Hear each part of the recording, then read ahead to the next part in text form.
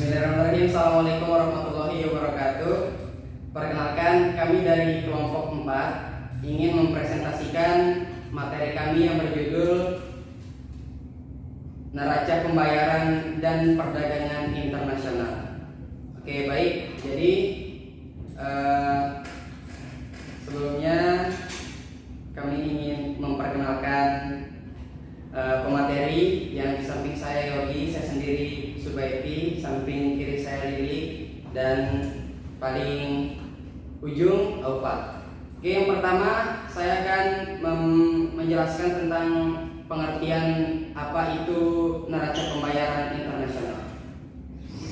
Jadi neraca pembayaran internasional adalah neraca pembayaran atau balance of payment adalah catatan tentang transaksi ekonomi internasional suatu negara terhadap negara lainnya dalam kurun waktu tertentu, umumnya dalam periode 1 tahun. Pembagian neraca pembayaran. Jadi di neraca pembayaran ini terdapat 2 bagian. Yang pertama adalah neraca berjalan dan yang kedua adalah neraca modal. Neraca berjalan atau current account adalah neraca yang mencatat transaksi ekspor impor barang atau neraca perdagangan, ekspor impor jasa atau neraca jasa, dan pendapatan ataupun sumbangan yang diperoleh negara.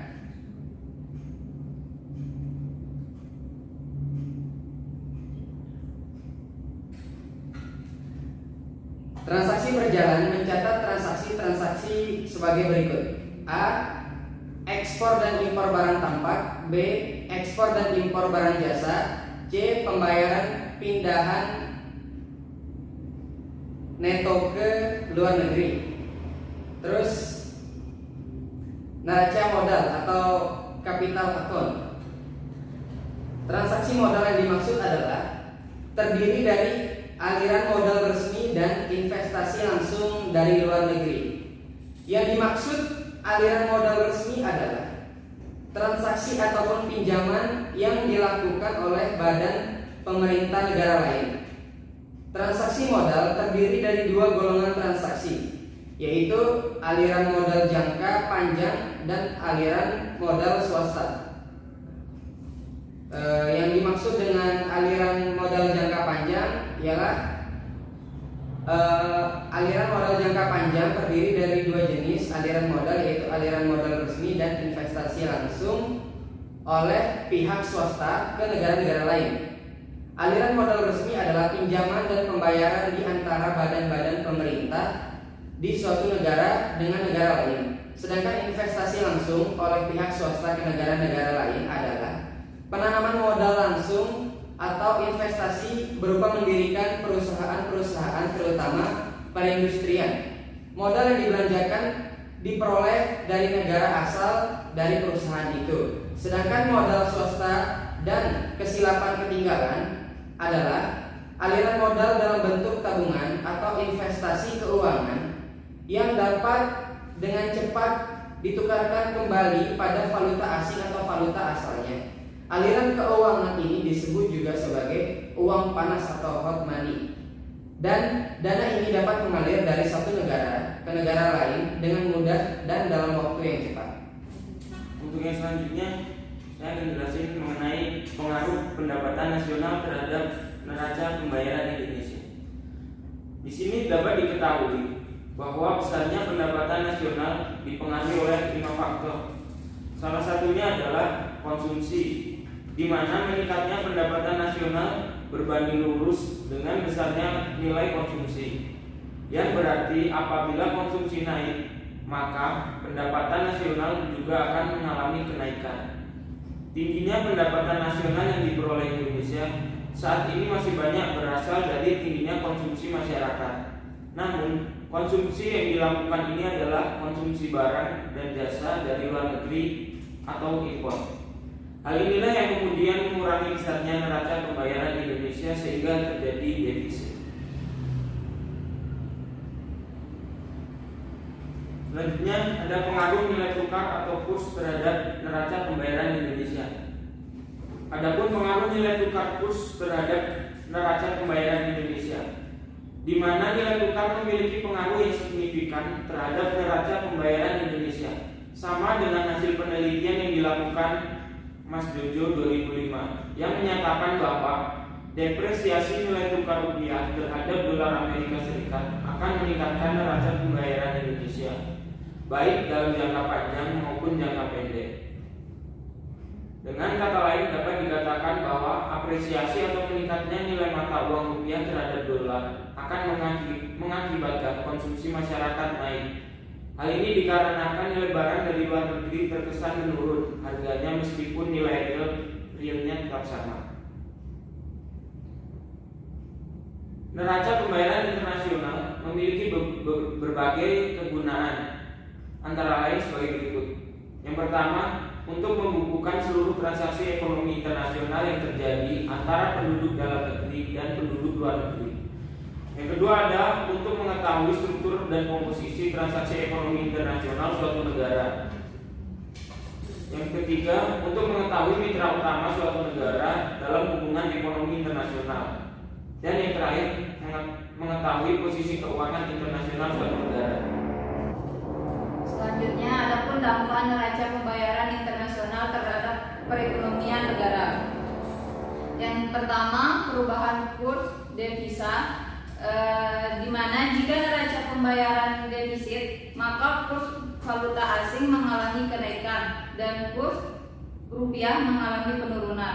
Dan bila terjadi surplus, maka kurs valuta asing mengalami penurunan dan kurs rupiah mengalami kenaikan. Yang kedua, perubahan harga.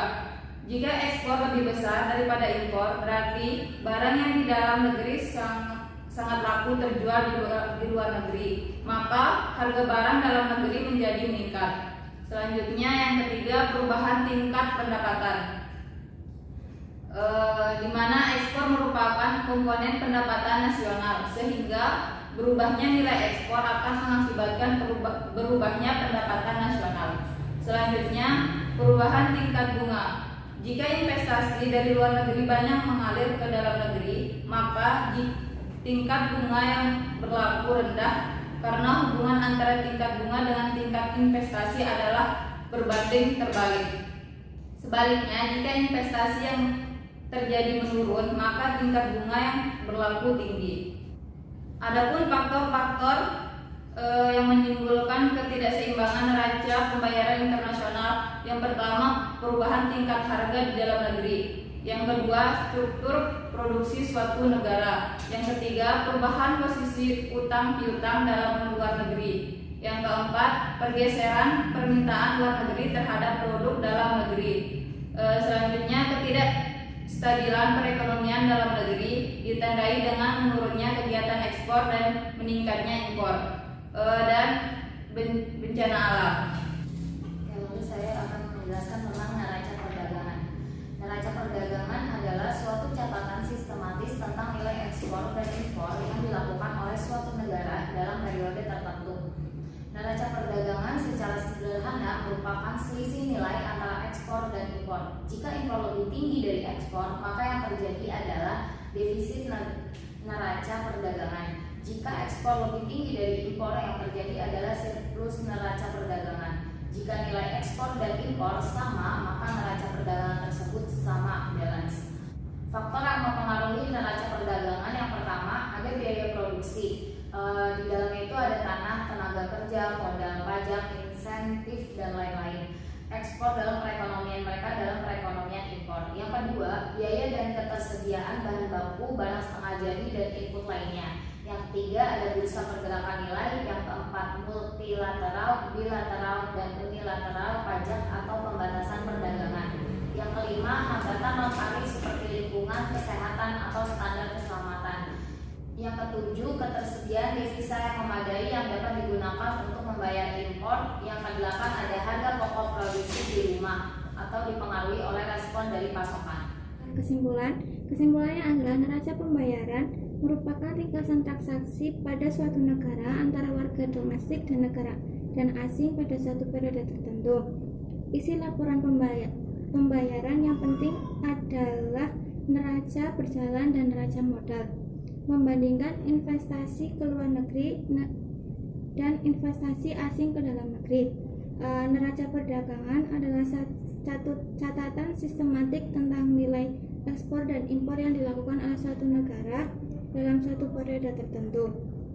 Neraca perdagangan secara sederhana merupakan selisih nilai antara ekspor dan impor. Jika impor lebih tinggi dari ekspor, maka yang terjadi adalah defisit neraca perdagangan. Jika ekspor lebih tinggi dari impor, yang terjadi adalah surplus neraca perdagangan. Jika nilai ekspor dan impor sama, maka neraca perdagangan tersebut seimbang. Oke, baik, mungkin itu saja presentasi dari kami. Apabila ada kurangnya kami mohon maaf. Dan terakhir kami ucapkan wassalamualaikum warahmatullahi wabarakatuh.